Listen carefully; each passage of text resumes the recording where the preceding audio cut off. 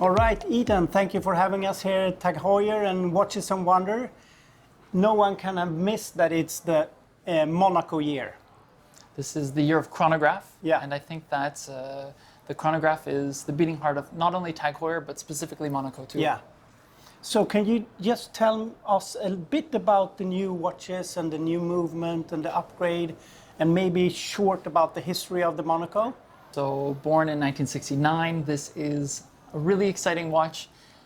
It was the first square waterproof watch. Yeah. We released this to house our very first automatic chronograph movement. The collaboration, the Caliber 11, the collaboration with Breitling, Dubois des Pras, and Hamilton Buren. So yes, it's a story that started long ago, really made famous with Steve McQueen in the movie Le Mans, about the racer, 24-hour racing in France. And we brought back in 2015 with a big relaunch, and 2026 is the third generation of Monaco now. Really nice. And there's been an upgrade on the caliber. Can you tell us a bit about the heart inside of the watch? You've got a really interesting piece in your hands. So this is called the Evergraph. The Evergraph is our new version of avant-garde horlogerie. We have a chronograph that has compliant movements. So compliant meaning that we have bistable pieces inside of the chronograph, which will reduce the friction by 50%. Reducing the friction inside of a movement is really important because this means that it's going to have less wear and tear, and it's going to be really long lasting. And this is where we got the name Evergraph. So we have two versions. So they're both grade 5 titanium. This one that you have in your hands is really inspired by the original Monaco with the blue opaline dial. But we also have another version which is coated in a DLC. So it's all black with a black strap and some racing red highlights on it. Yeah. And will the ordinary movement also have an upgrade? So we also have, in addition to the Evergraph, we have a new version of the Monaco. Yeah. And we're really excited because after 2 years, we were able to make a change to our in-house movement, the TH20. And we finally replaced the crown from the right to the left side. Yeah. So we have the TH2011 is our new in-house movement for the Monaco. So that's really nice. That's the big tell if there's a caliber 11 or not. Really, really nice watches. And what are you wearing? I'm wearing the new generation of the Monaco. So this is the TH2011. Yeah. In the, again, signature blue Yeah. of the Monaco with the opaline dial. Yeah.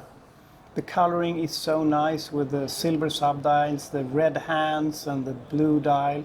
It's such a beautiful coloring of the dial. First I have to try this one on. So there's been so much attention to detail on all aspects of it, even down to the chronograph pushers. So I invite you to push the chronograph. There are 3 unique sensations and sounds for start, stop, and reset. Just to go to show you that every single detail of this has gone through so much scrutiny, and we're really proud to present this. How does it feel? Very nice. Listen. Start.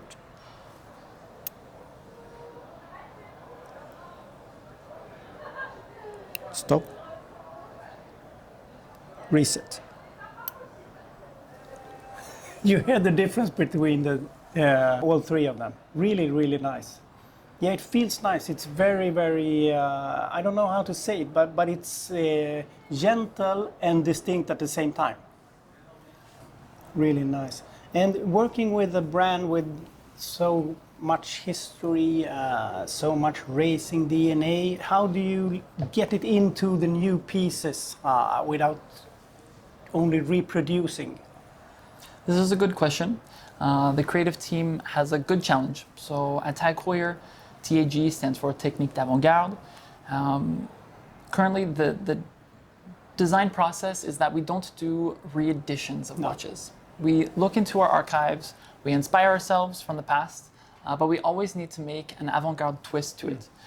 So the idea of this third generation of Monaco was very difficult. You know, we had to make so many changes and yet still keep true to the Monaco identity.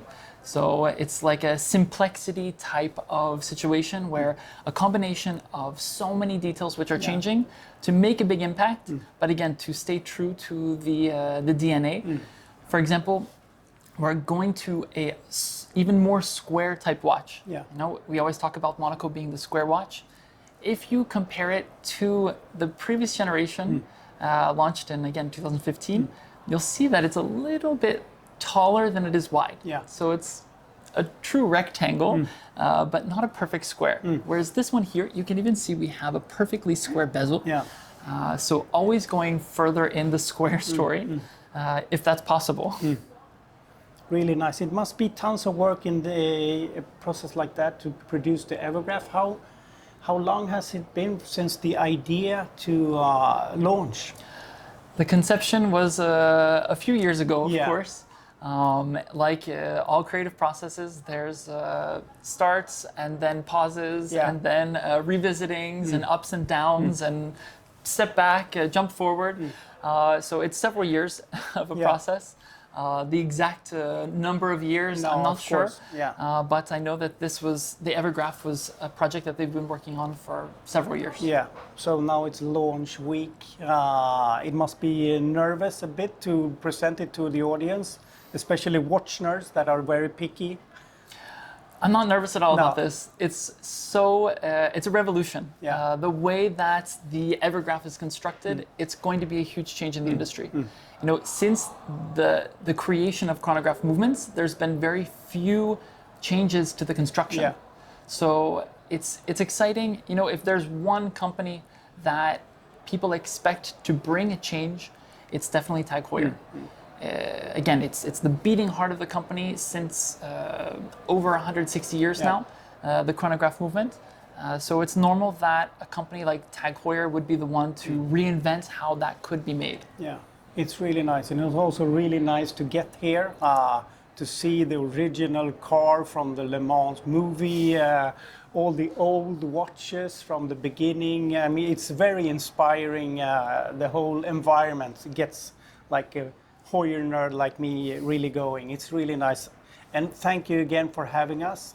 Good luck with the rest of the week. Thank you. Tack så mycket. Thanks for coming. And I hope to see you guys again soon. Yeah, thank you.